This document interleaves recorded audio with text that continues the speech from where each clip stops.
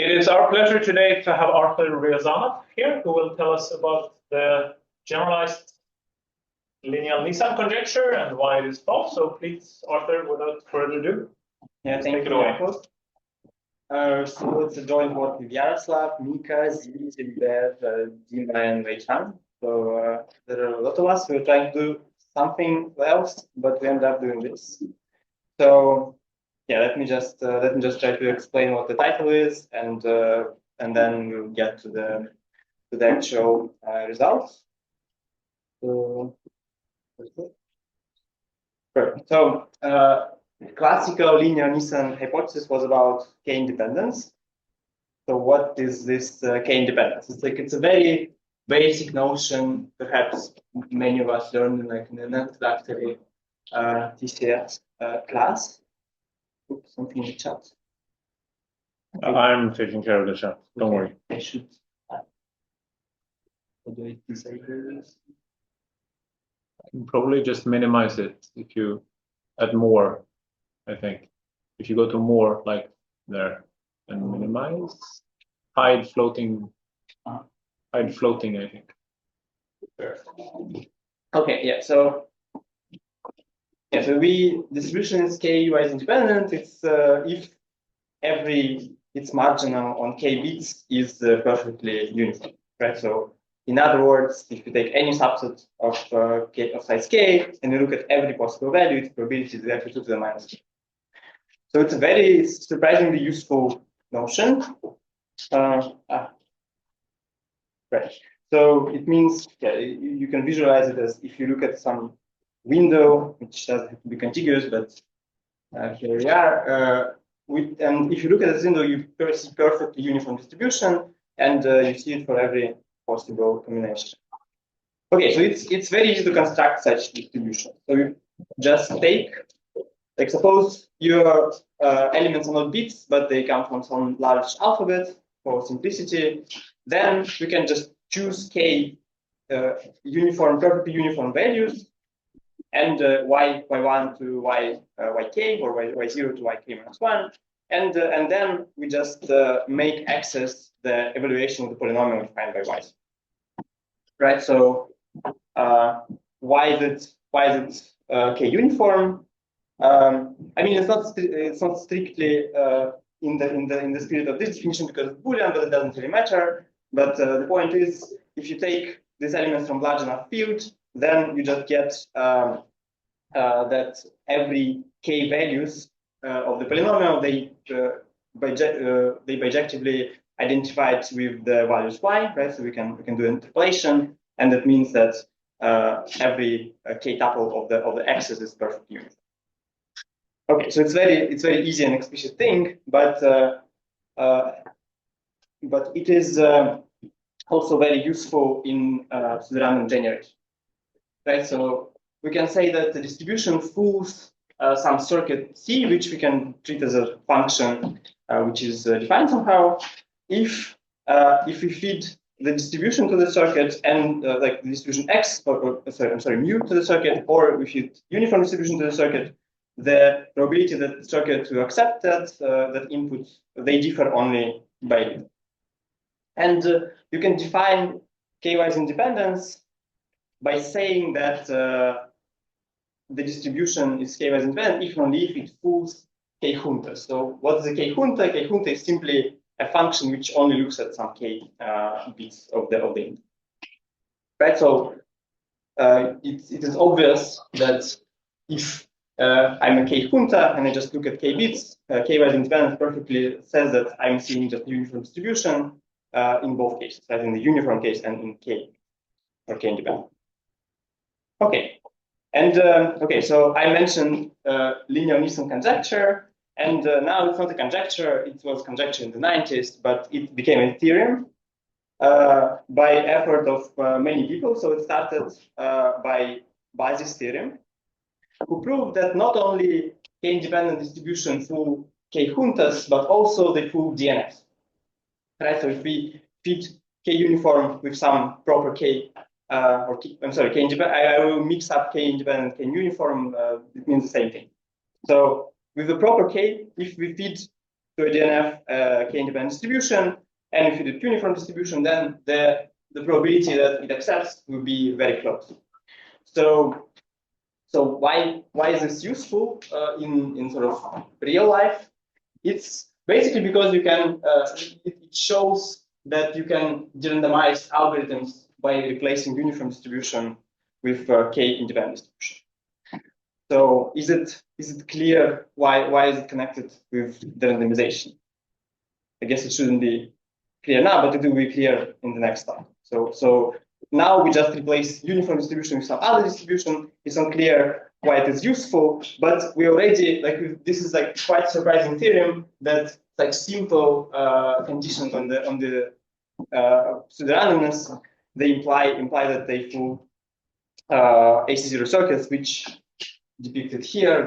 They are not very strong model, but they are quite strong model of computation, much stronger than K-Huntas, which are not really clear. I mean, which are not explicitly, obviously useful, right? Okay, but there's more. So K-independence not only fools AC0 circuits, but it also fools half spaces, which are just half space is just intersection of a real half space with a Boolean cube, right? So this would be a Boolean function, and bounded independence fools this object as well. And moreover, it can fool degree 2 analogous. Okay. So what am I saying is that k-independence is very interesting concept in the pseudorandomness literature. So you can fool surprisingly strong objects with such a simple construction, and thus it's very interesting to ask: can you even weaken this condition of k-uniformity and still be able to fool surprisingly strong classes of circuits? Are there questions at this point?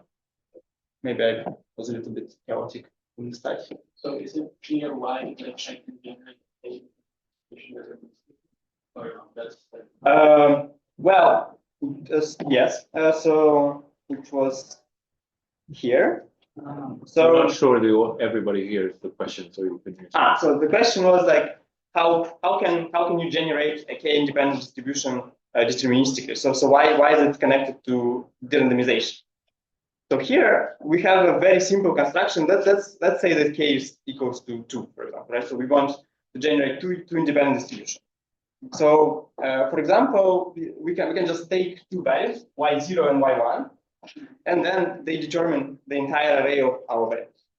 And for example, if our algorithm, our randomized algorithm worked only with the assumption that the distribution is too uniform, we can just enumerate all possible values of y1 and y2, which, as we've seen here, they should be about the size of the number of the bits. So they're just n squared possible values. So instead of we can replace the input, the uniform random input to the algorithm with this 2 uniform, and we can just, instead of running our algorithm on random input, we can just enumerate all the n squared elements in the support of our two uniform distribution, and just compute the probability that our previous randomized algorithm accepts. Right. So this is how a generalization works. And actually, it's not like for example, there are many algorithms which actually work for k-independent, k-uniform distributions, and this is used in practice very widely. Also, I want to just briefly mention this mesmerizing picture.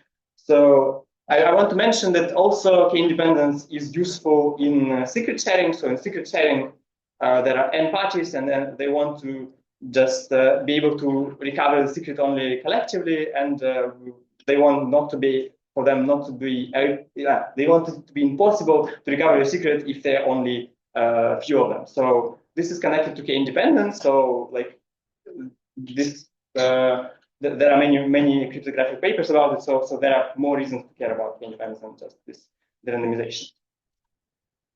Okay, so this sort of introduction brings me to almost k-independence. this is very surprising. We observed very surprising power. I mean, I just declared very surprising power of k-independence. And the question, which I think originally was asked by Scott Aaronson, I will tell you in what context in a minute, is whether we can also observe such types of surprising behavior for weakened notion of k-independence. So this weakened notion is called almost k-independence, and here I just added this 1 plus minus epsilon to the condition on the probability. So all the probabilities of the outcomes of the marginal, they are not perfectly 2 to the minus k, but they are biggled by epsilon multiplicative. So it's like if epsilon is, you can think of epsilon as like some polynomial in n. So it's really, really close. And then k is something logarithmic. So you can think of it as being really, really close to uniform distribution L infinity measure, which is like, in a way, the strongest you can hope for, like when restricting marginal to be in some way close to uniform, right? So you can, let me just briefly say that you could have used statistical distance, for example, for marginals, and that would have given you weaker, weaker notion than that. That is like sort of the strongest common used notion of almost k-independence. Okay, so why do we want this maybe more explicitly? Because one can show that perfectly k-uniform distributions must have support of size n to the k. So here I write it in slightly odd language. So mean entropy of a k-independent distributions must be k log n. But if you don't know what mean entropy is, don't worry. That implies that the support of the distribution must be of size at least n to the omega k. Okay, and that means, for example, if, like as the example which we discussed with Noel, you want your algorithm to, I mean, you have an algorithm which works on, say, log n independent distribution, and you want to de-randomize it, the approach we discussed wouldn't work because it would give you something which works in n to the log n, which is not polynomial. So this is not, this is where like this thing breaks, right? So if you have super constant wise independence, that's not something you can de-randomize, at least naively. Right?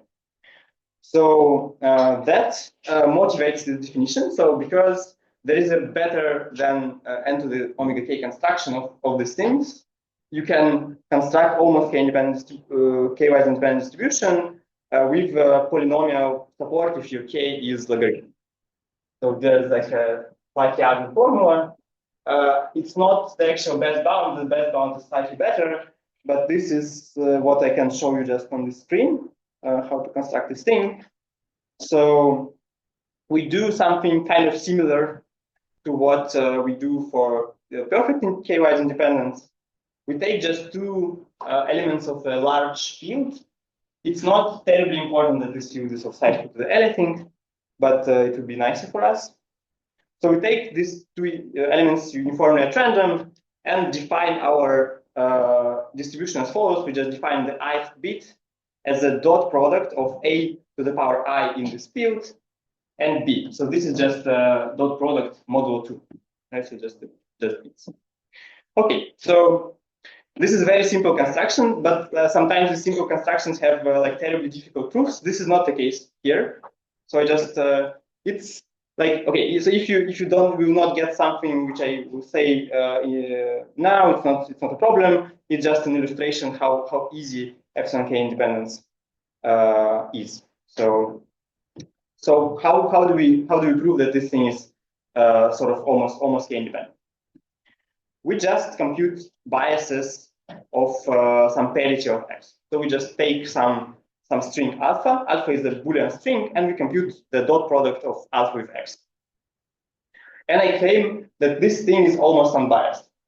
And it shouldn't be yet clear why is that, and it shouldn't be clear why it implies almost k-wise independent. But let's show the unbiasedness of this first. So this is pretty easy. We just rewrite this thing, and right. So we just use the linearity of dot product to reform it like this. So it's a dot product of b, which is independent of a and perfectly uniform, and it's with some polynomial of a, right? And here we just say, okay, this thing is very unlikely to be 0. And if it's not 0, if we fix A, this thing is unbiased perfectly, right? So if it's like some constant dot product with B, then it is just with the probability half, it's 0 or 1, right? And so and then we just use the logic we use constantly throughout the talk that okay, now the probability that it's 0 is low because this polynomial has only n zeros, and the field we can take much larger than that. And now our distribution A times X is a mixture of something which is not unbiased and something with huge coefficient and something else with a little coefficient, right? And that means that it is almost unbiased. Okay, but why do we care about this? We can just use a tiny bit of Fourier analysis to show that every marginal on k bits is almost every probability is very close to the minus k. So we just define how far every probability is from 2 to the minus k, and we just rewrite this thing in Fourier basis. And actually, these biases, if the bias is very small, then every Fourier coefficient is very small, and then every value of PP is at most sum of the Fourier coefficient, and we get our bound. So this part goes very fast, but like the point is, if you compute the biases, then you can compute the small marginals, and you have error to the k multiplicative, which is not a huge problem. So taking A larger than the enumerator, we get almost k-wise independence. Okay, so yeah, questions about that? This was, I mean, it was like a sort of a side quest, but I just wanted, I don't know, maybe I'm successfully wanted to show that almost k-wise independence is very easy concept. I can just say how it's constructed in a few words, which is not always the case with the random option. Okay, right. So let me go to the beginning. So why people were cared about generalizing Lineal-Nisan conjecture? So this was Scott Aaronson who suggested this because he constructed some almost k-wise independent distribution with polynomial k and small polynomial epsilon, such that the distribution was connected with a correlation function. It doesn't really matter, but what matters is that it could be distinguished by a shallow quantum decision tree, whatever this object is, from a uniform distribution. Okay, that's I know very little about quantum, so if I say word quantum, don't worry, I will not say anything too smart about this. Let's just treat it as like the word magic for the purposes of this talk. So it's like some generalization of quantum decision tree. Let's keep it at this. So if someone proved a conjecture of Lineal-Nisan conjecture, now a Brewer's theorem, for almost k-wise independence, then they would get a separation between AC0 and quantum decision trees, or if you want to phrase it more impressively, that would separate BQP and PH. BQP is polynomial quantum algorithms, and PH is polynomial hierarchy with respect to some oracle O. But these two things are the same due to some standard result in the ages. Okay, so Aaronson conjectured in 2010, and let me tell you that the naming was happy. This conjecture was eventually solved by Rao and Tal in 2018. I'm sorry, not this conjecture, but this non-inclusion was proven by Rao and Tal. But the conjecture had slightly different story. So let me tell you the story. Small comment, I guess it was Riazanov. Oh, sorry. Oh my God, that's embarrassing. Thank you a lot. Yes, yeah, okay. By Riazanov. Yeah, thanks. So okay, yeah, but let me tell you the story of Aaronson counterexample. And Aaronson, in just a year after he posed the conjecture, he realized that maybe this $200 are in danger. And he showed that actually the conjecture is false for depth-free AC0 circuits. And yeah, so what it means is that there is a distribution which can be distinguished from uniform by depth-free AC0 circuits, but it is it's almost polynomially independent. Okay, let me show you what this distribution is. It's quite easy.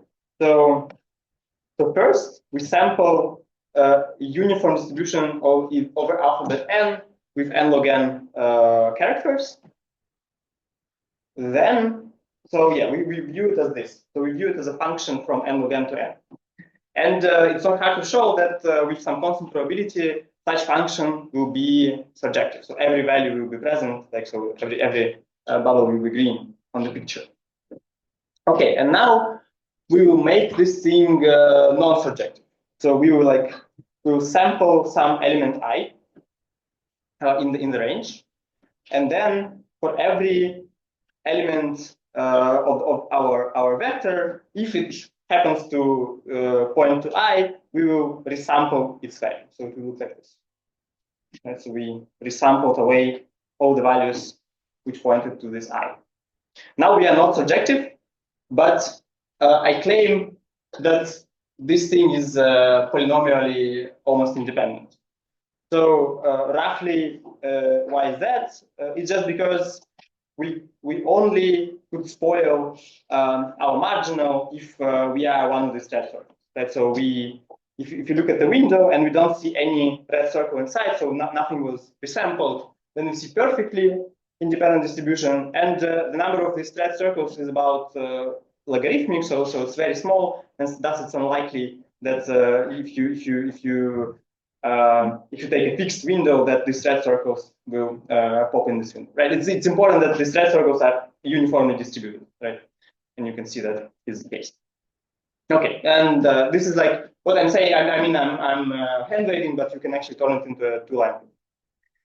Okay, so why is this a counterexample? Because surjectivity can be checked for with a depth-free AC0 circuit, right? So you get this vector of n log n elements, and what you do is that you just check for every possible value that it is present in one element, and this is like a big end of big ORs of somewhat smaller ends, right? So this equations, this is like equality with a constant, so it's like just a term, and so this is a depth-free AC0 circuit, very easy, and it always returns 0 on something which is sampled from our distribution, and it returns 1 with probability some constant for the uniform distribution.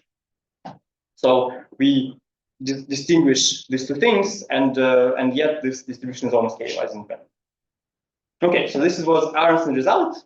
It was a little bit disappointing for him because it was a program to prove this BQP versus pH.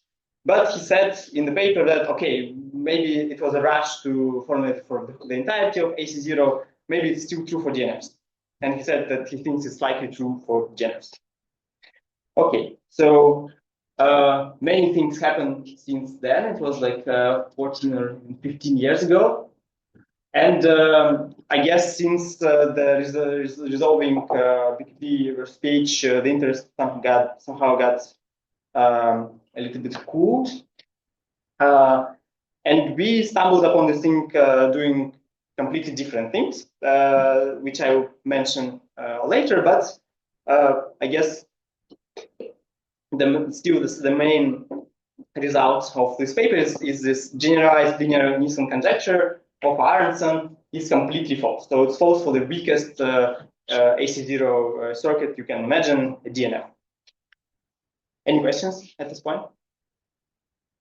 Okay. Yeah, so again, I will show you how it's done. It's like in hindsight, it's quite easy. So you start construction by thinking what's the distinguishing function you will want. And let us start with the indexing function. So what does this function do? This function receives log n plus n bits. And the first log n bits encode a pointer, and the last 10 bits encode an array, and the pointer points to an index in the array, this, and the function is the value under this index. Okay, so I claim that already the distribution of the array, if we take a uniformly random element on which indexing evaluates to 1, and I hide the index with my hand, and I only show you the array, this thing will be 1 over square root n squared n independent. So it will be almost polynomial independent in the Aronson's sense. So why is that? Let's check. So if we choose any window, again, as in the construction of this k-wise independence, we only have problem if the index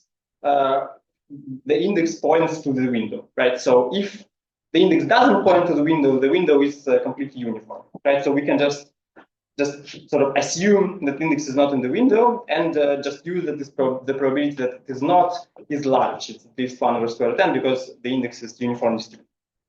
And we get, lower bound from the almost k-wise independent, but the upper bound can be shown in a similar fashion. Okay, right. So this by itself doesn't tell you anything because this indexing can be computed by a polynomial size decision tree, so it's very easy. But if you include the index, if you do show the index, then it's completely it's not k-wise independent at all, because if the window looks like this thing has probability 0, right? If we are distributed among the inputs, among the 1 inputs of indexing, this thing probability exactly 0, so it's by far not k-wise independent. Okay, so how do we fix this? So we want to somehow implement this like hiding index with our hand by some more proper means. Yeah, so here I just say that this guy has probability 0.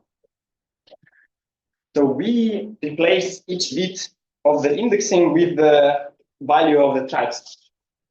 So tripes function simply returns 1 if there is all one column in a table. There is like some table of zeros and ones. It doesn't really matter what size of this table is for now. But if there is all one column, we return 1.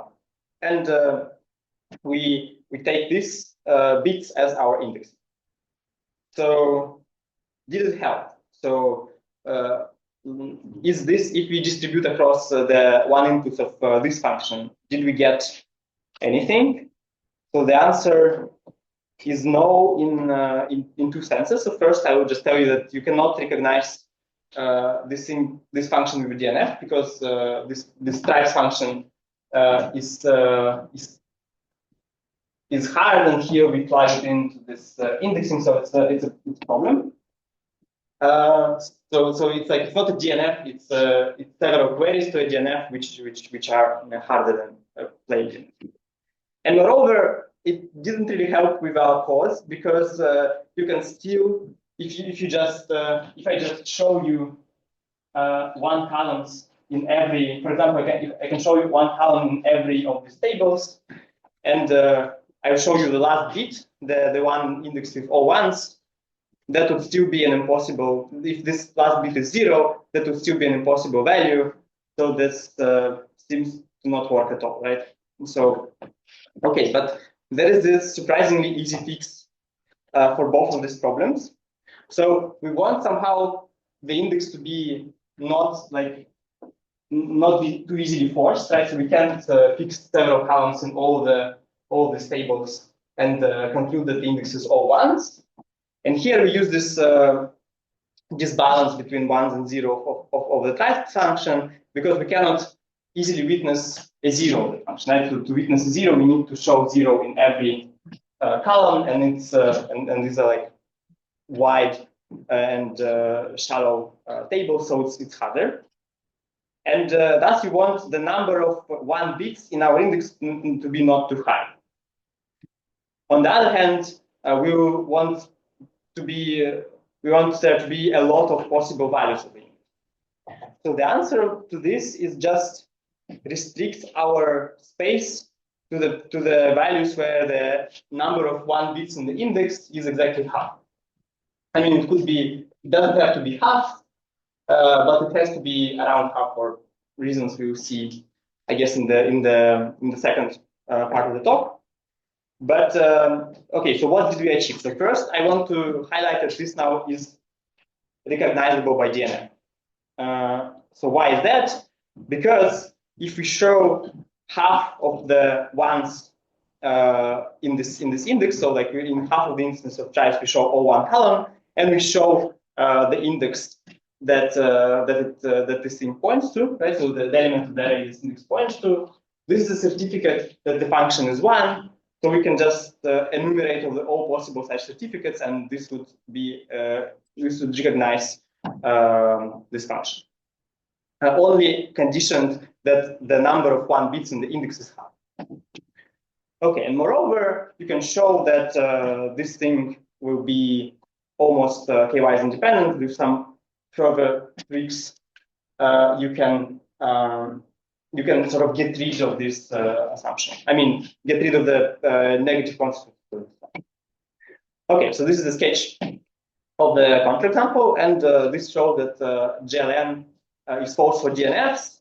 And I must say that these DNFs are of polylogarithmic width. And this means they are of quasi-polynomial size, which is in that respect worse than what Aaronson proved, because his example was had polynomial size depth-free circuit. But for the purposes Aaronson initially considered this question, quasi-polynomial size is the right size because it corresponds to polynomial time algorithms in the Oracle model. But still, it's a nice question to try to bring this down to polynomial size. DNFs, I think, it's probably possible. Okay. So let me, any questions about the result? So how many? So I have 15 minutes, right? Sure. Yeah. Okay. So just a question about your last slide. So I guess the fix is that you still have these small one certificates which you don't want. So you still have to fix that. Right? You don't want any. I do want to be small certificate because a small one certificates. And but the trick is that if I don't fix a lot of bits in the tribes instances, I still don't know where my index might go, right? So yeah, this is a good question. So let me try to answer it well. Yeah, so the point is that if you have 0 here, you don't want it to, you can have it turn into 1, right? So that's why, like, the range of this index, if you fix a little small number of these bits in the type instances, the range is still large. So you cannot really pinpoint this location, right? So although you have like this one certificate, if you just focus on the particular window, like usually this window is that usually you don't see the particular bit this thing pointing to because of the other bits, right? So it's like it's a question of sort of adaptivity, right? So if you fix the window now, the probability that you hit this red index is low. I hope it makes sense. I'll tell you the details in the second part, but yeah, I hope it helps. Okay, so the next thing is that again some quantum motivation, which I will not talk much about like in technical details, but I just tell you this is some connection between important quantum questions and some combinatorial hypothesis, which is connected to this this business.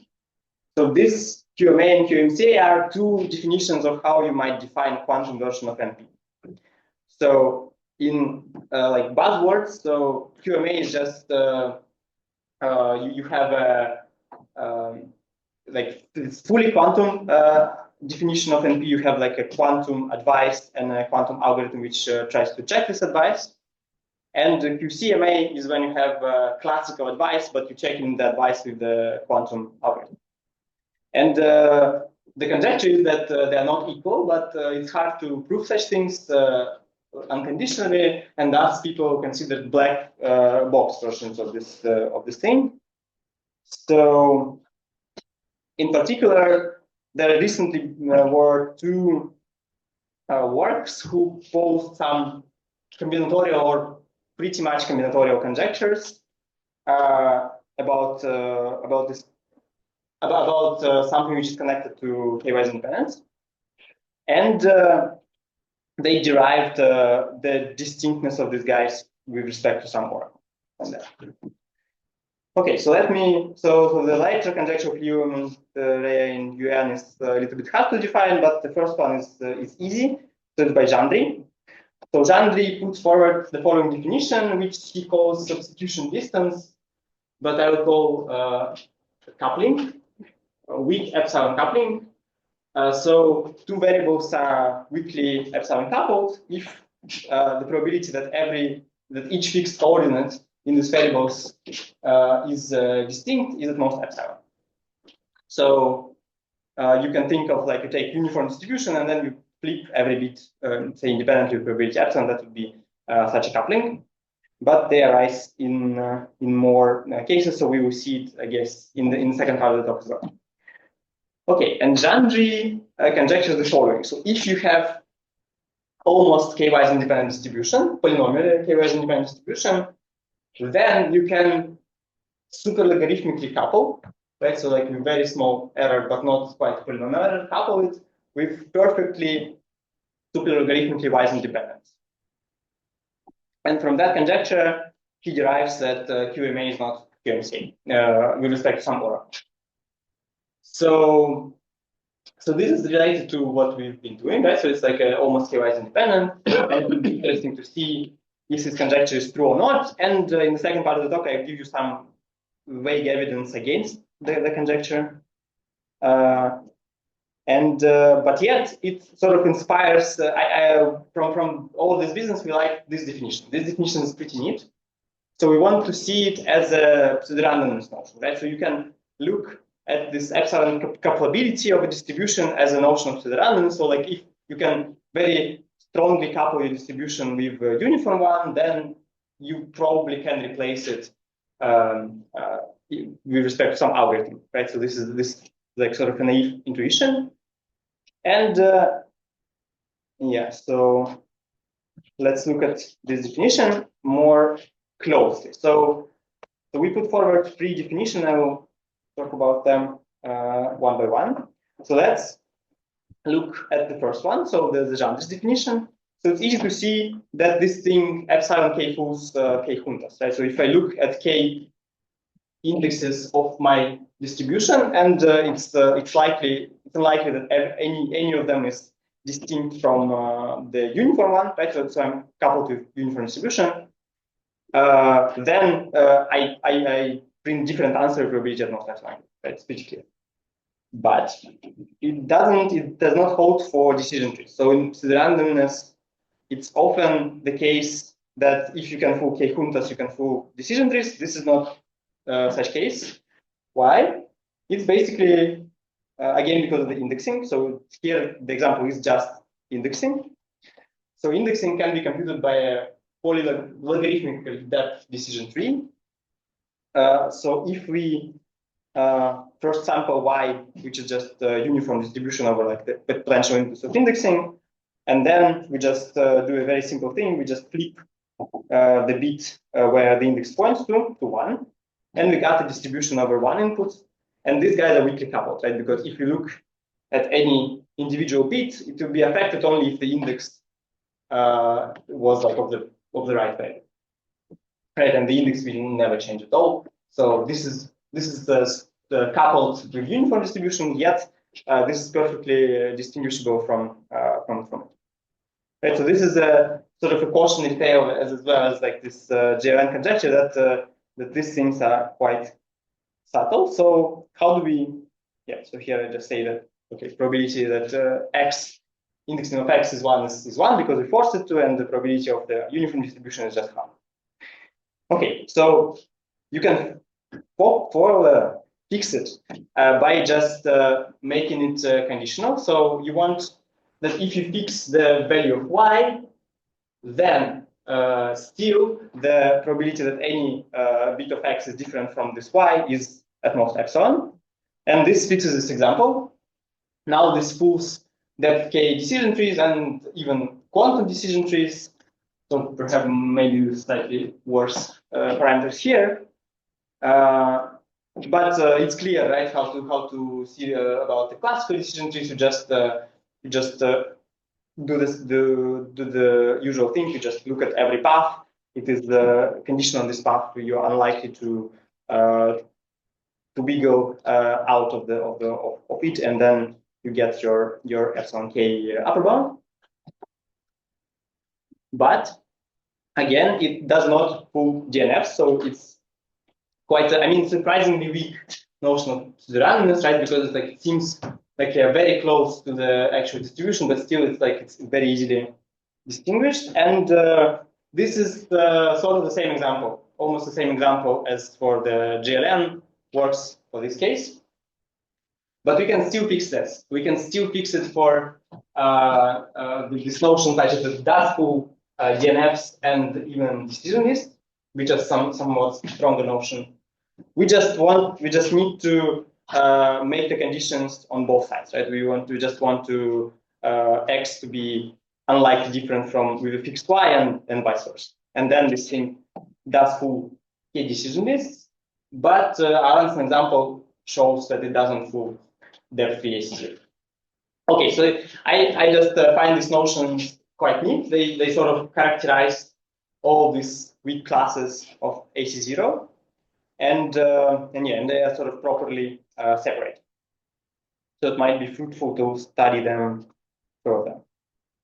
Okay, so some open questions. So the first one is make our construction polynomial size. I think it should not be too hard, because we can already, like in the paper, we have the trade-off between the width of the DNF and the error bound, and maybe you can just play with it further to get the size to the polynomial.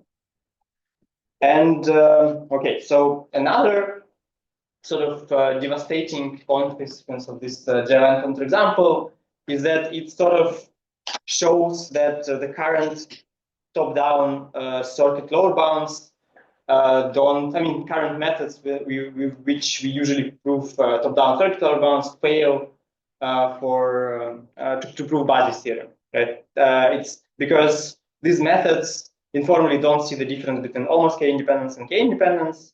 And a model question here is to show by a top-down argument that you cannot distinguish two k independent sets, two disjoint k independent sets. From Bazzi's theorem, it follows that you cannot, but it is hard to prove this by a top-down argument, because pretty much of this GLN counterexample. Okay, and finally, the question I'll maybe make more explicit later and motivate it like in the second part is we want to relate this coupling to the random notion with classical block-wise density. So we have some partial results about this, and that might be useful again to settle QMA and QCMA in the other papers program. Okay, so this is it from me. Thanks a lot.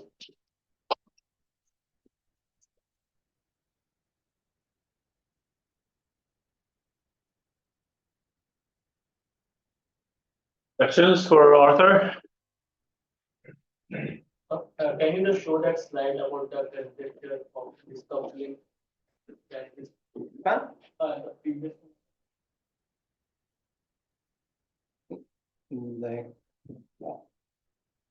Yes. Yeah, so okay, I must say here that it's not exactly what Dmitry writes in paper. It's my sort of reinterpretation, but I think it's equivalent. Okay.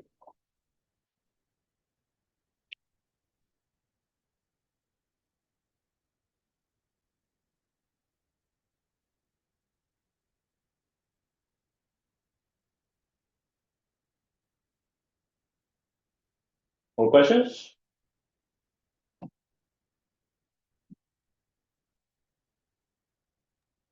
So if not, let's thank Artur again.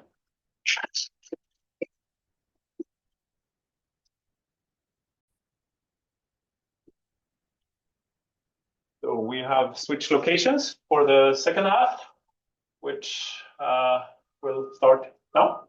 Please. Thank you.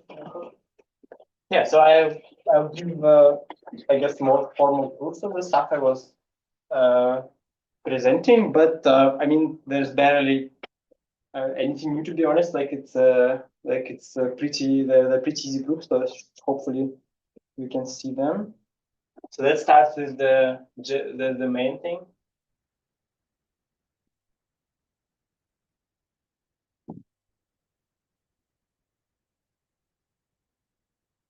So, okay, so there exists a distribution D such that it is over 0, 1, and so is my handwriting okay?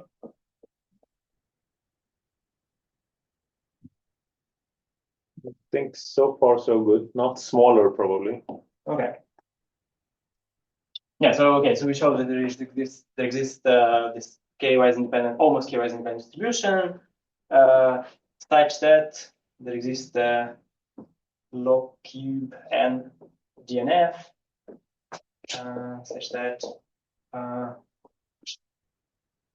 it distinguishes it from uniform.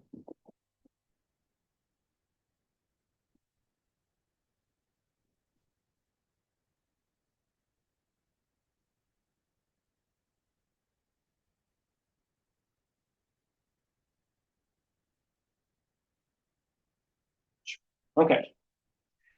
So yeah, so let me remind you what we are doing. So we start with this indexing.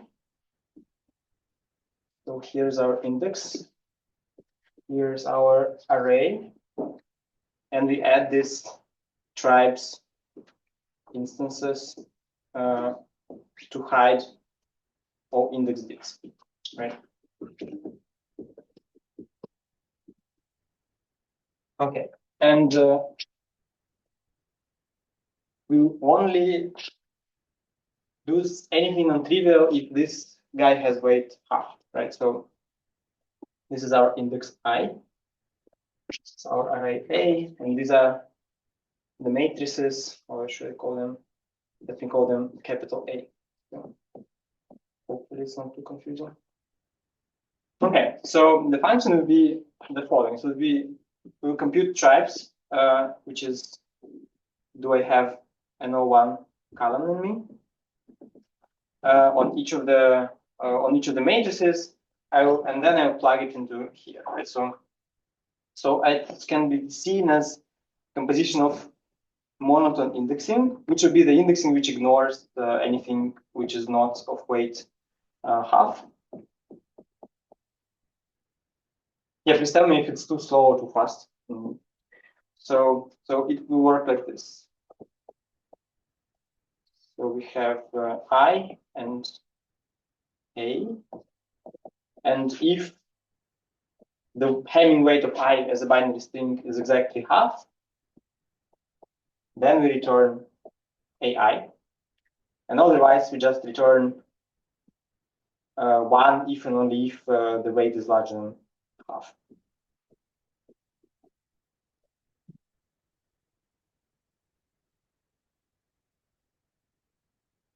Okay, and so now our distinguishing function, not quite, but like the starting point for the distinguishing function would be just this M indexing, where we plug in tribes for these matrices. Let me just use this and vary. Okay, so let us slightly lower our ambitions for now, but then we will fix them back.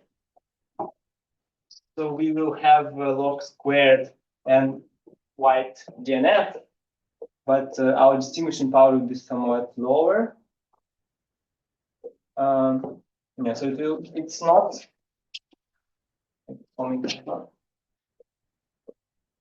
So yeah, so this is. I mean, the red thing implies the black thing. So is it, how clear is that?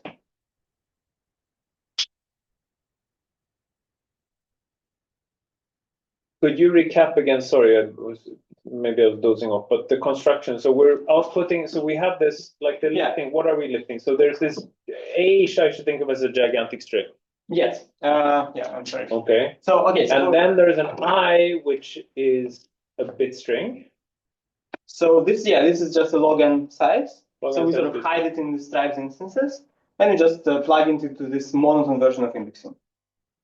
That is like the function which will do the distinguishing, which is our f.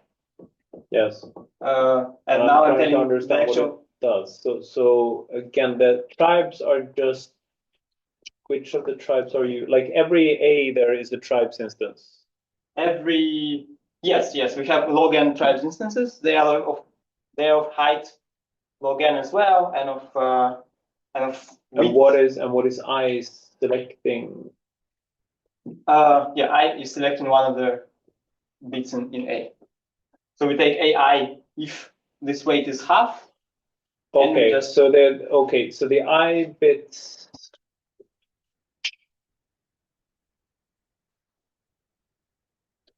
Is I part of the input? Sorry, or is no. Sorry, it's in our head, right?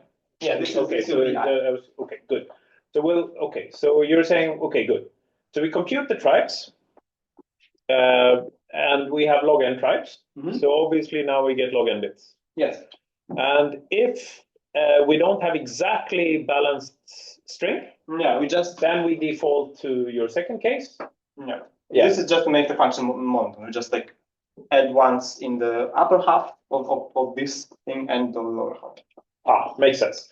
But if it's exactly balanced, then we actually we have a binary number, mm-hmm. and we'll just go into the A string and output that bit, because it's a Boolean function. We're not outputting. Sorry, this is very basic, but we're outputting a bit. Okay, good. Thank you so much. Perfect. Thank you.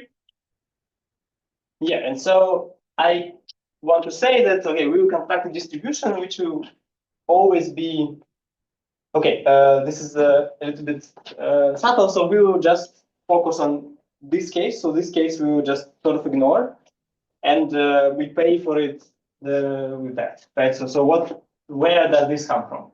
It's just a probability that a random string goes into the slice, into the middle slice of this log n bits. Right?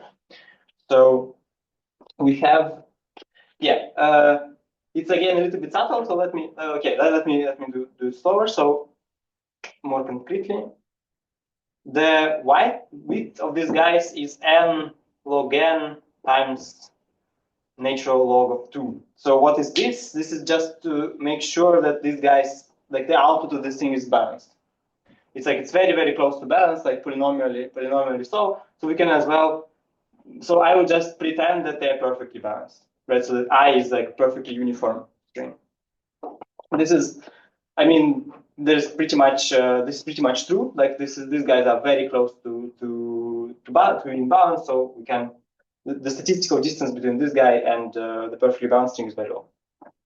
Okay, so what we're going to do, we're going to construct a distribution which will be uniform outside of the middle slice of the index. Like we just will not deviate from uniformity, and on the middle slice we will just make sure this monotone indexing is 1. And that will and now if we do this, it's not clear so far why this distribution is k-wise independent, almost k-wise independent, but it's clear that this thing holds. So let me just define some distribution, and I'm saying that distribution outside of the event, like this guy would be like I is in the middle slice.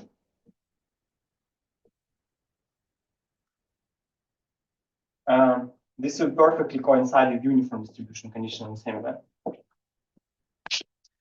So by definition, and we will make sure that if E holds, then f of d is exactly 1. Right, so I already almost like this almost defines my d, right? So I just take uniform distribution if E doesn't hold, and I just and I fixed my bit where of the array which the index points to if it does hold. Okay, so but yeah, now let's see why this is true. So we will just have that the probability. Yeah, so we just write the full total probability law for both of these guys. Outside of E, they'll coincide, so the difference will be 0, and within E will be perfectly distinct, and the probability of E is that, and thus we have our distinction. So this part is easy. So the technically hard part, which is also quite easy, is to show that that this guy is almost pairwise independent. And oh yeah, so I had asked you this question. So suppose we have shown this. Now what? How do we get this omega 1? Sorry. Yeah, so we just basically copy this and take majority vote. And there is a subtlety here. So we haven't checked one more thing. We haven't checked that this guy is a DNF, right? So this can be recognized by DNF, because naively what we do is just like compute types for every bit, and that is not a DNF. This is like a decision tree which makes DNF queries. And moreover, we want to do a majority vote on top of this. So this is again not trivial that you can still be within DNF. So why both of this seems true? Because we can make compositions with monotone functions like this. So we just, if you have a monotone function of DNFs, this is still a DNF, right? Because we just like expand the brackets like in this and or thing, and we just have like if you have a small arity monotone function of the DNFs, we just get a DNF of arity, the arity of the function times the arity of the initial DNFs. Should I elaborate, or is it fine? You're saying, just to recap, so it's some kind of monotone function. Basically, I just look at the inverse image of all the ones, like all the inputs that would give me 1. And then I take a big OR over those, and yeah, I'm saying that this is maybe, but I'm not sure if I. So if you have like n DNFs, okay, that's something called K, and I have a monotone function little f, then this thing f composed with these guys. So suppose these are L DNFs. Then this guy is L K DNF. Yeah. That's all I'm saying. Okay, just because you know, like we just this guy can be computed by a monotone KDNF, right? So just B OR of ends. Yeah. And here we have these functions Fi. So, and given that they are monotone, like this guy is a we just expand these brackets, right? We just switch these two quantifiers, and we pay with it by the growth of our arity of the DNF, right? But it's okay, because I mean usually it doesn't work because this is huge, but this thing is small, and thus it is still fine. Okay, so. We don't care. You don't care too much about the size of the DNF. You're just you care about is the arity. Yeah, I'm saying it can be like n to the LK. And then here I have like log cube, so it will be of size 2 to the log cube. I mean, I'm sorry, n to the log. Right. So yeah, so then it is like from this observation, it's clear that I can just since this guy is monotone and my majority vote will be monotone, I'm still within DNF, and this is like one way where we use it that is like the legal size, and we like made sure that this guy is monotone. And another stupid question: when you're not on the middle slice, the fact that you're exactly uniform is just for the reason that if I want a perfectly uniform coin, I could flip 100 coins and condition on not getting exactly 50 heads and 50 tails, and then just take the majority, and that is somehow, that will be a perfectly unbiased coin. Is that sort of the second case? I didn't say this so well. Yeah, you mean here? Yeah. So here it is perfectly uniform because we want to establish that. So we do distinguish in case we are in the middle slice. Yeah. But in case we are out of the middle size, we don't do much. We don't distinguish, but we want to say that it does not like affect our distinguishability power within the middle size. So we want to keep like everything the same outside, so it doesn't mess with this guy. Okay. Did I answer the right question? I realized that I asked the wrong question probably. So let's see. Yeah. So.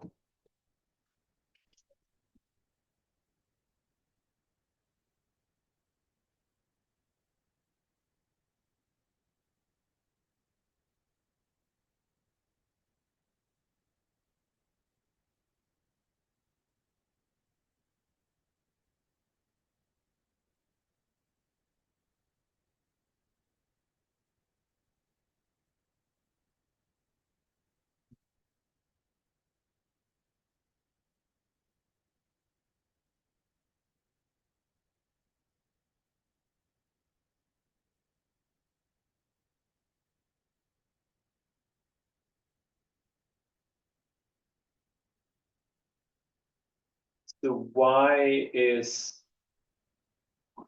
if you're, so you're saying outside of the no, I guess if you give this f a fully uniform thing, so what you're claiming is that, again, outside of the middle slice, it will return like, I mean, the distribution of f of d condition on that it's outside of the middle size will perfectly stay the same. So what I want to say here is that I want to bound this difference, and for each of the guys I do the total probability law.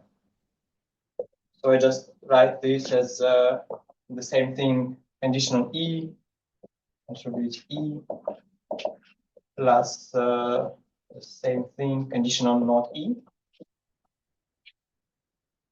you're just actually you're just building the distribution. No, okay. I'm saying I suppose I have this distribution. Yeah. And I mean distribution specifies this. Then I say, okay, I'll just so these guys will be the same for D and U. Yeah. So in the difference they will not contribute. So I can just focus on the middle side. So I can actually like zoom in and say, okay, I have this probability E, which is about 1 over square root log n, and I just focus on the difference of the probabilities here, and this would be just 1, right, on this conditional probability.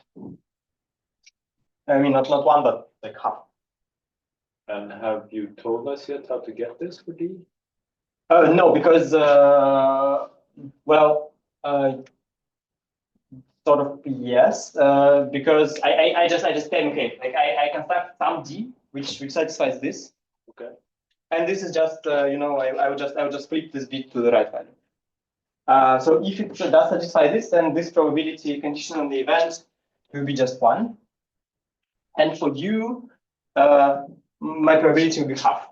So probability that f of U, we know that, right? So it's half because I can condition on everything here, and I just care about one bit, and it's 1 with probability half. Okay. So this is half, and we get this. Yeah, I'm sorry. So again, it's clear that for the uniform distribution, the fact that it's balanced, as you say, it's, yeah, I just need to look at A to see that. So that's clear. And so the only thing I need to worry about is how you're making sure that D will give me a perfectly unbiased bit in that case. Yes. Yeah, so let me define D for now. So I'll basically define it just to satisfy this. So I'll just say D is defined as follows. So I sample X first from all of this uniformly. So let me try to write this. 0, 1 log n times n log n times this guy. This is like each instance of tribes and the vector. So I just sample like this thing uniformly. And I compute I as tribes of each of the instances. And then I just say if the Hamming weight of I is half, I force my A. Yes, let me say that this guy is A1, A log n, A. And here I force AY to be 1. So this is my construction of D. So the resulting thing would be like my distribution of the portion. So I just sometimes change one bit, and it's clear that I just force this condition to hold, and this condition also holds by definition because we don't change anything from uniformity if it doesn't happen. And yeah, now so for now we do have this for our D, and we will read. And the main question is this. And all the other bits of A, they just stay the same. They stay uniform.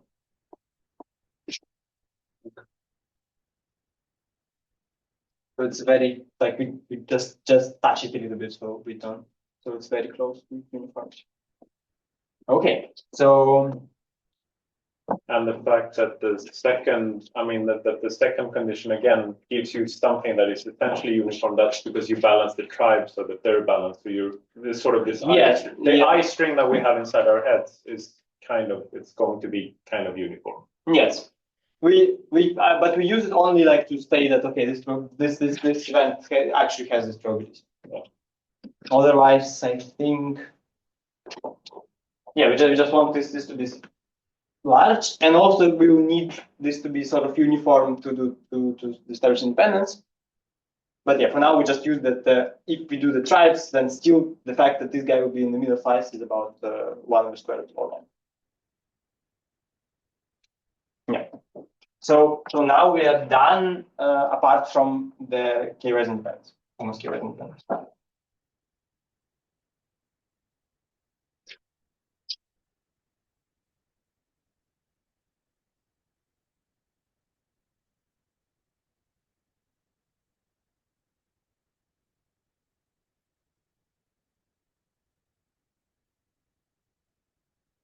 Okay, so Can I ask why did you want to click this bit? Did it matter at this point? The this or nine? Yeah. Yes, because this gives us that condition on E, this probability is 1, and condition on E, this probability is half. So we want to like this is like what helps us to distinguish. It's like since we're going to behave very differently on the middle slice. Yeah. So we like want them to behave very differently on that. Yeah. So okay. So yeah, like this is like the only thing we do, right? So it's like. And then you said even if I didn't follow the details, to go from log n to square root log n inverse to constant is again basically some poly log n majority of. Yeah. This like it's about this like poly log n, and but then you just what you do, you just say I take several copies of both of the distribution, and I just replace f with majority of the instance of f, literally that. So I'm not even hiding anything. So okay, so now No, the construction is just that it takes some thinking, I think, like this, But yeah. And so then like the technically hardest part is to establish this, but it's not super hard. So let me draw large. So we have like this This is our tribes Just instances. to see, we're sorry for interrupting all the time, but No, the second part is supposed to be interactive. That's why I like it too. So now you're basically saying that we're done with the distinguishing part now. I mean, Yes. maybe you didn't write down all the epsilon and deltas, but basically we've heard everything. You're not lying to us. I mean, outside on the middle slice, they behave exactly the same. On the middle slice, we fix one of them to 1. A DNF could, or F will like discover this because of this bit that you're flipping. And I guess the reason why you want to be a little careful with how many AIs you're flipping is, do you want to be able to analyze independence maybe? Yes, I want to. Because otherwise it's like you're very careful with flipping it. But so all that remains now, modulo the details, is if we can get the independence, then we can go home, basically. Yes. The epsilon and independence. Or... Yeah, this is it, yeah. The key.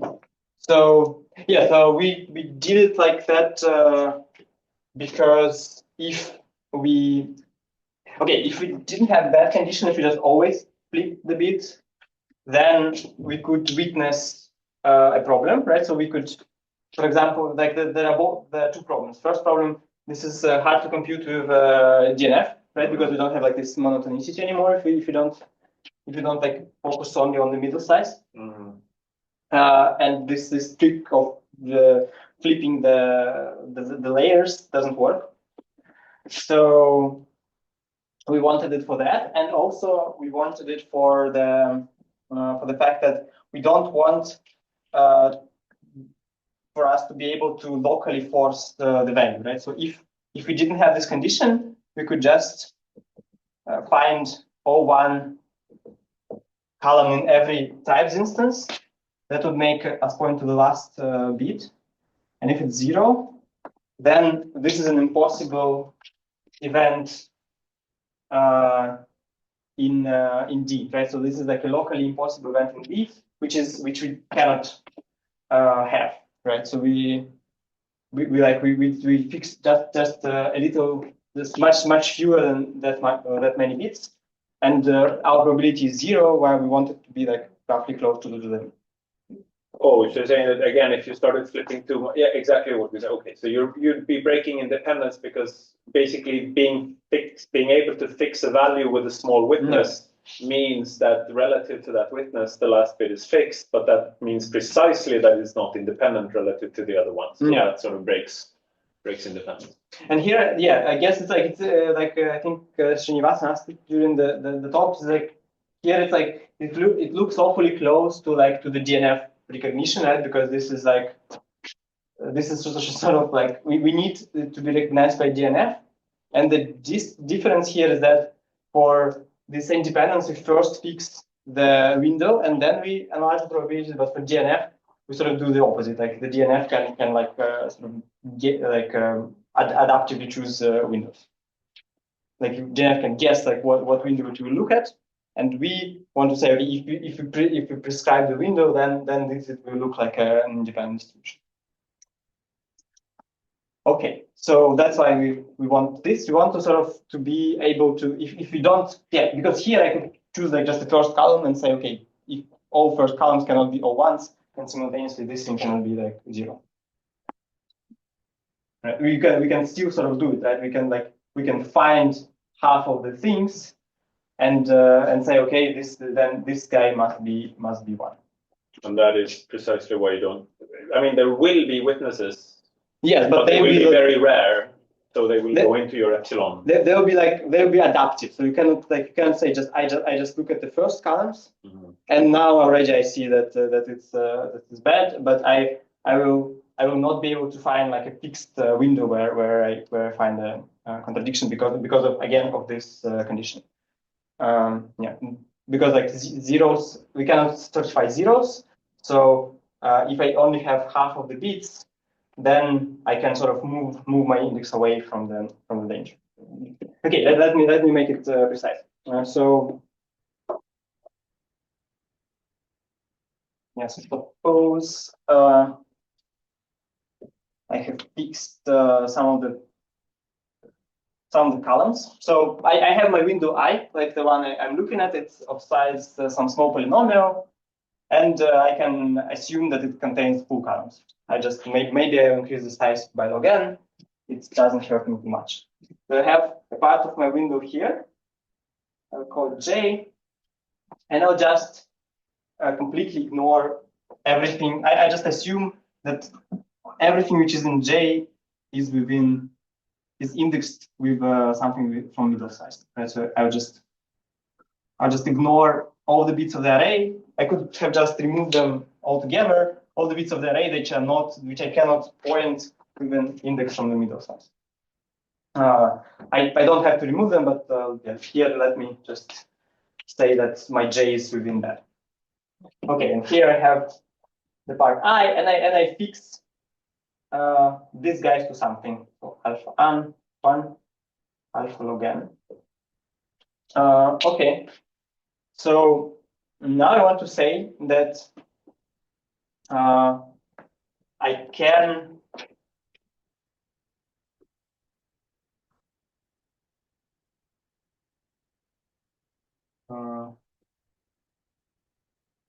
yeah, so I want to say that the probability that the index, so I have an index I, which computed from these guys.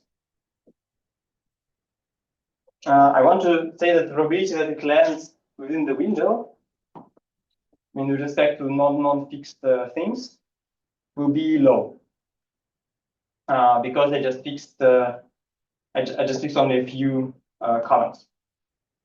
So I could. So why doesn't the situation which I just described not happening? Like why like okay, alpha can be arbitrary, so I could have all ones everywhere here. And I say okay, then it's not a problem because I'm just in this case, and I don't and I'm just fully uniform, right? So then I didn't change the bit, and I'm not in danger, right?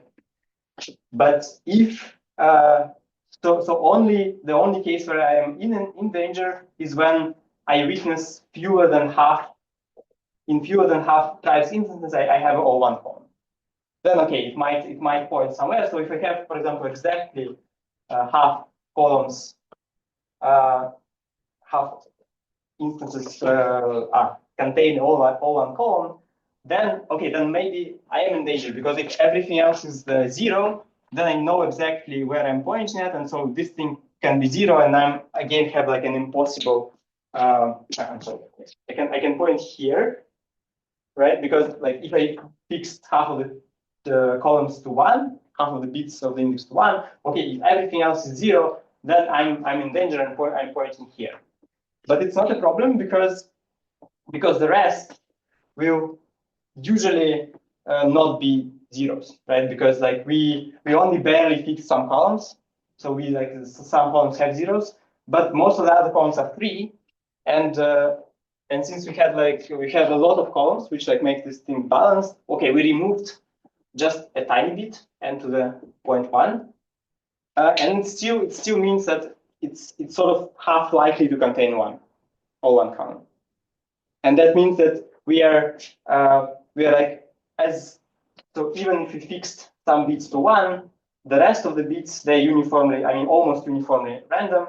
So the range where the index can go is still huge. It's still like 2 to the n over 2, and that means that it will not likely to land in J, right? So we will not likely to see it. Can so you this say is this again? Sorry. Yeah. So what we're worrying about, we have a large fraction in the A string now, which is capital J, that is 0. Yeah. So this is just something which we just analyze the probability that our X, so A conditioned on I is something, and another A conditioned, I mean restricted to J is something else. So we want to say that this probability is 1 plus minus something small times 2 to the size of I and J minus. So yeah, and I'm saying let's see when it can go wrong. It can go wrong when. And then you're saying in AI we're not really worrying about columns that have a 0 in them they're sort of going to be uninteresting. So you're worrying about AI containing ones. Was that the first step? So I say, okay, some of my columns contain ones or one column already. Like I see this, like it's in alpha, and in others I don't, right? And I'm saying, okay, so this could be a problem if I did fix those guys to 0. So if they are fixed to 0, I could just point to some particular location. But I'm saying, since I just fixed a little bit of the columns, my non-fixed to 1 bits, they are sort of uniformly distributed. Right? So they are very close to uniform distribution because they just the values of tribes which are slightly cut. Right, so this guy was like almost perfectly uniform distributed, and this thing is still solved. So you have set your parameters. Your budget is you can force at most half of the matrices to make tribes evaluate to 1. No, I can have all of them, but that would just be okay because that means I'm in this case, and I didn't change anything in my distribution, so I'm perfectly uniform. If that's the condition. So I just have the probability exactly that in that case. Right. But if I fix exactly half for like pure, then I'm saying that the probability that I land in like the rest of the bits are just uniform distributed, so the range of where I point is large, and that means that the probability that I land in something which is of size n to the 0.1 is about n to the 0.1 over something like 2 to the log n over 2, right? In the worst case. So this would be something like the probability that you are balanced and that you land there, or only the probability that you land there? Let me think. Yeah, I guess we can even assume that I'm balanced, right? Because it's like like these guys are exponentially larger than that, so maybe we have some square root log n, I guess in the denominator. But yeah, but this probability will be something like this, right? But the reason you're worrying in this conceptual A string, we're worried about ones, we're worried about stars, we're not worrying about zeros because they are super expensive to force. Yes. We will never. We don't have a budget for that. Yes. But what could happen is like if I force a few ones, and then a few of the stars turn into ones, so that I'm exactly at half. Then I know I can start indexing in the. No, like even if you're at half, like if you force half of the ones, then you are in a bad position, right? Because the only way you can actually land in the middle slice is if all of these guys are 0, which kind of never happens, right? Yeah, no, but less than half. Yeah. Yeah, if you were like a third, then okay, then usually half of these guys will be 1, so you will maybe land in the middle slice. But then still you will have the point is you have a lot of free bits, so your range should be huge even within the middle slice, and so the probability that you land in exactly the window you're looking at is low. And then after we have this, we just say, okay, let our, I guess, E be like the event that this doesn't happen. That's like the E will be like the bad event where we do land in this guy, and then we have some non-uniformity, right? So we will just have like, I guess, for example, in worst case we can have probability 0, right? So it's some impossible position. It can happen, but it only happens with this probability, and that's why, yeah, I guess we have. That's why we have like uniformity in the rest of the cases, right? Perfect uniformity, and we have a mixture of that and the 0 probability when this event happens, but this probability is only that, and thus our total probability will be this. So it's I think what I said gives the lower bound. I think the upper bound you can do the same way, and I mean you need to like to compute a bit, but this is essentially the logic. So, and with that we are done. Apart from this guy. Okay. What is the tribe function? Tribes is just, do we have O1 or not? Do the O1 column or not?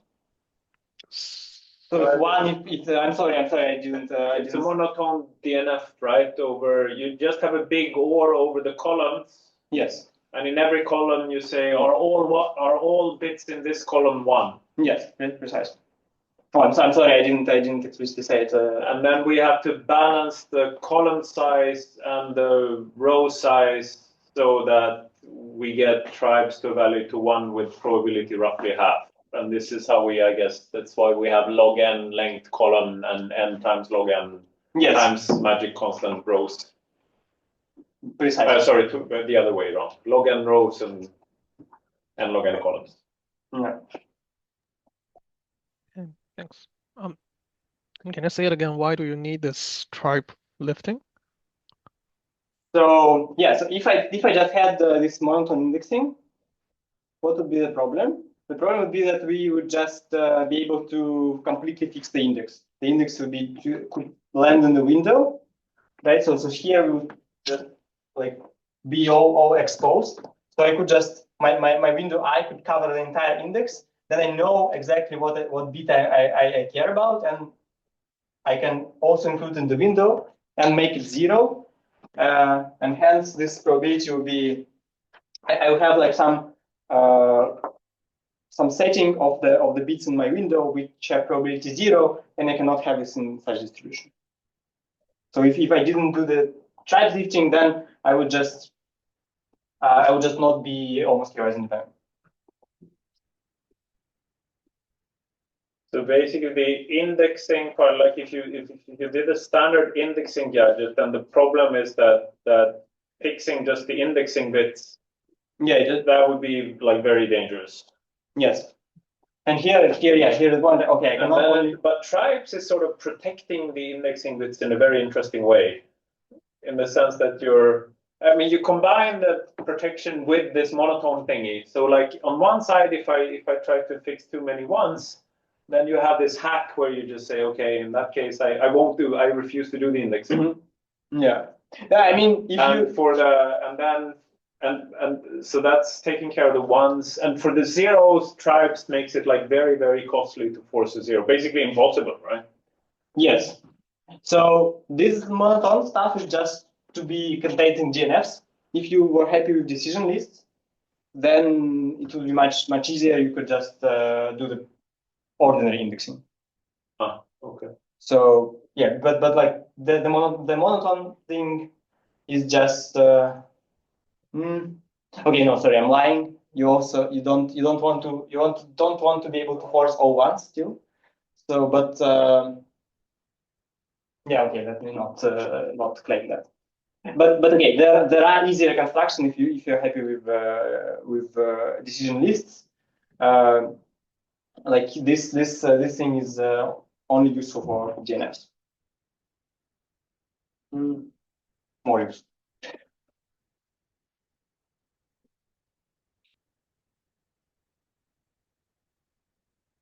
Okay, so should we move on?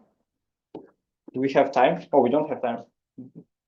I mean, we have time until we get thrown out or until the room is empty because people have left. No. As long as it's entertaining enough, we will stay. Okay, but at some point you should. Okay, I maybe can just tell you a little bit about the other. I mean, just at least formulate the other results, because maybe it's I expected. I don't know. Yes. As always, I expected.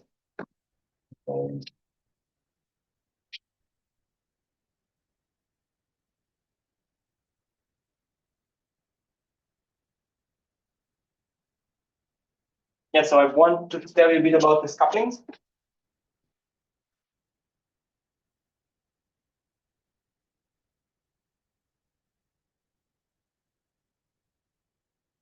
So let me write down.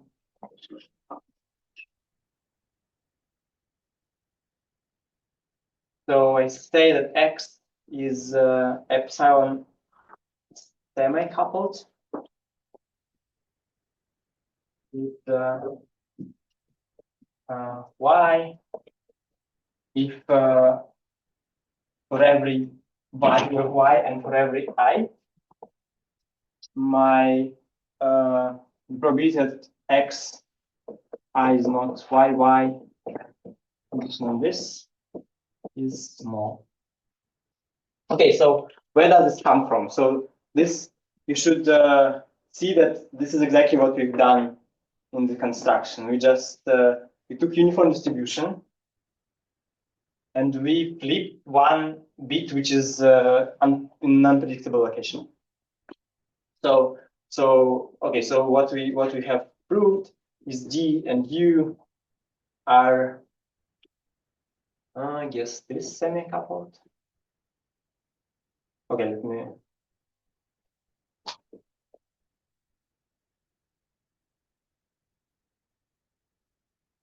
I think even you can do something better, but like not only like polynomially semi-coupled. Like it's very unlikely that the bit will land in that particular location. I think we have one. Okay, so that is already nice. So let me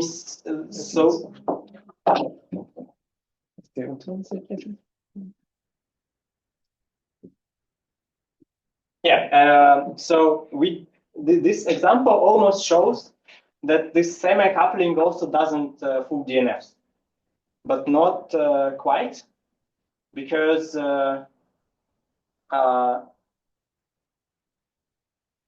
sorry, let me.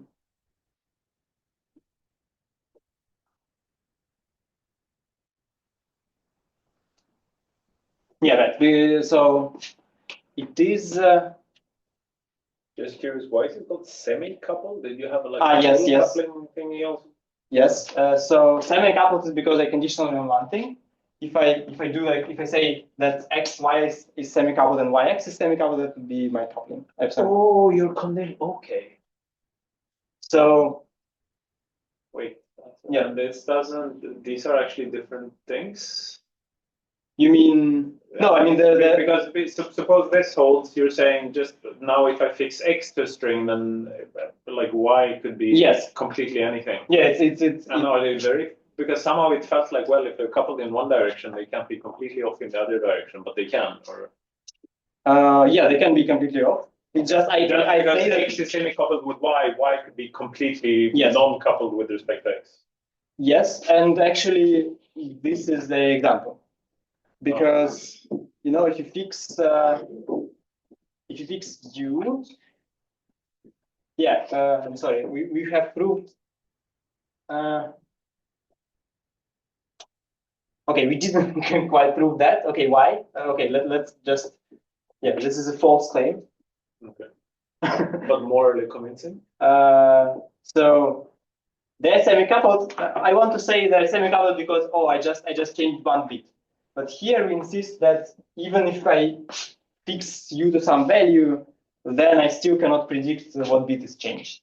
But I can, right? Because my algorithm was precisely, okay, I take U, then I look at it, and maybe I change some bit, and it's completely determined by the value of U. Mm-hmm. So I want to somehow not do this, right? So if I want to find two coupled distributions like this, I should do something more. So why do I want to find this semi-coupled distribution? Because I want to say that this guy, like this notion, doesn't fool DNFs as well. So if two guys are semi-coupled, it doesn't mean that DNF will be fooled. And okay, to do that, so we had we had this picture where we had tribes defining index and then index which go to the array. So what will make it semi-coupled, we should also plug tribes instances in every bit of the array. So we plug a tribes instance, and now when we want to flip a bit from 0 to 1, we just randomly pick a column and make it all 1. And that makes our change unpredictable even when we know what was U. And that's basically the construction of two semi-coupled distribution, which still can be distinguished by DNF for the same reason. Okay, so but why do we care about semi-coupling? We care about semi-coupling because of the existence of coupling. Like if we are coupled in both directions, then we will be called coupled, epsilon coupled. Wait, why did it have to be a type? Could it just be any function? You mean here? Yeah. Like, but you want somehow a function where you can flip your value to 1 by going to any location and doing something. So XOR of something. Could I do that? XOR of 2 bits either? XOR of 2 bits would be too little because you change one of them. So if it has few variables, you're in trouble because we know, okay, you can change something there. And so we have with probability 1, the probability 1 is the number of bits, so it has to be large, and it has to be sort of local. That's because it's less than or equal to epsilon, and if you had like a constant number, yes, sort of a constant number of things, yes, it wouldn't be with. Okay. Yeah, we want this to be sort of polynomially low, okay, and so this has to be like square. Okay. But it could, and it could. But the XOR is too global because you cannot force the value. You want to be able to force the value locally, and so it's not. So it maybe can be just OR. I'm not sure. I don't know. I didn't. No, I think the OR is problematic because it's like it will be too biased. So it's like this is something which is just trying to just function which can be made unbiased and it can be locally forced. Okay.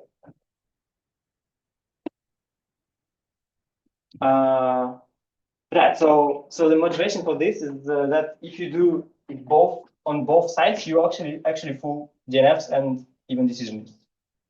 So then, we have this condition on Y, and also the same condition on X for every value of Y and X. Then this guy fools decision list, and it is sort of easy to see. So okay, let me say what is the decision list. So a decision list is some function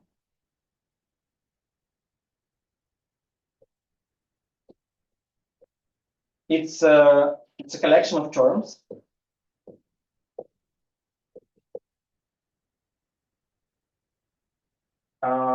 And you output the index of the first satisfied term. So you just go one by one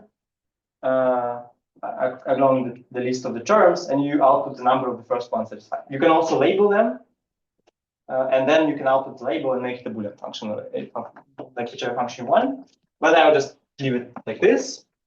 So we can show that if X and Y are epsilon coupled, then the probability that it fools bit K decision list, right? So L of X is not L of Y, is at most 2 epsilon K. Yeah, I mean, and decision lists are like trivially stronger than DNFs because you can basically just label everything by 1 and just add some empty term in the end and label to 0. So it contains DNF, and it's like morally, I mean, or even somewhat formally, it corresponds to the class P to the NP with the oracle, whereas DNFs correspond to NP. So this is like it's something in between DNFs and depth-free circuits. Okay, so why is that? So we can just prove that the probability of one is smaller than the other. So the fact that E coupling, if it's fooling decision list, then you're saying it's definitely fooling also DNF. Yes. Okay. Just and same. checking that we have the implication direction for it. Yeah, it's stronger. So yeah. So we'll show this, and here we see why we need the coupling and not semi-coupling, because we just do it in 2 directions. Like here, the direction matters, and we do it in 2 directions and show that the probability that they're not equal is not 2 epsilon K by union bound. So how do we show this? We just fix the value, right? So we just write this.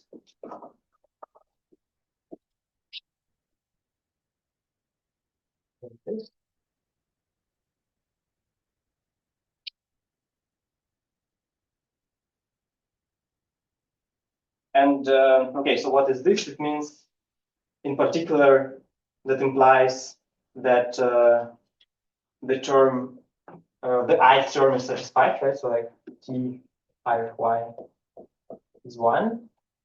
So this will be satisfied if ti of x is 1, which is the same as x on the support of ti is the same as y, because y is satisfied. I'm sure this is legible. Okay. And with this, we are done, because this guy is satisfied with probability 1 minus epsilon k precisely, because let's have like k values that we want to be equal, and each different probability epsilon, so by union bound to get this, and then we just substitute everywhere, and we get this probability.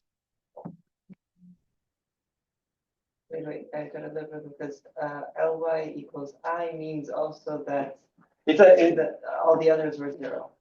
Yes, but we don't care. We just say, okay, this is 1. So Oh, that's why you care about the direction. You Yes. just want to make sure that L of x flips to 1. If it flipped to 1 already earlier, yes, that would be like fine. Yeah, right. So we, if that is the case, then it's definitely smaller than I, but it cannot be larger. To like drop out. And yeah. But wait, But Ly, how do the decision list work again? So sorry, you said this. So I go from the first term to the last. I find the first one which is satisfied, and I stop and return its number or its table. Which is a bit. Yeah, it can be whatever. Here I just return the number. Like it just if I add the labels, it doesn't change the picture. So I'm saying if I put the function which returns the number, I also put the function. So now you just want to say that, okay, so and here you're just saying term 1 fired, term 2 fired, term 3 fired. Yeah. Okay, and you're saying that the probability that L fires on X at the latest at term I. Okay, and why does this give, and did you tell us why this gives us what we... Yeah, we prove that it's at most with probability 1 and epsilon k, it's at least, we just do the same because we are coupled. We just switch the roles. Oh, and now, okay, now and hence they output the same label. Yes. Okay. That's yeah, that's why we use the epsilon. Okay, yes, okay. So yeah, so I don't know, it gives like these couplings give like this neat characterization of like what is fooled by in the lower AC0 hierarchy. Okay, so I think we should probably conclude. We can talk about open problems even more informed. Okay. Thanks.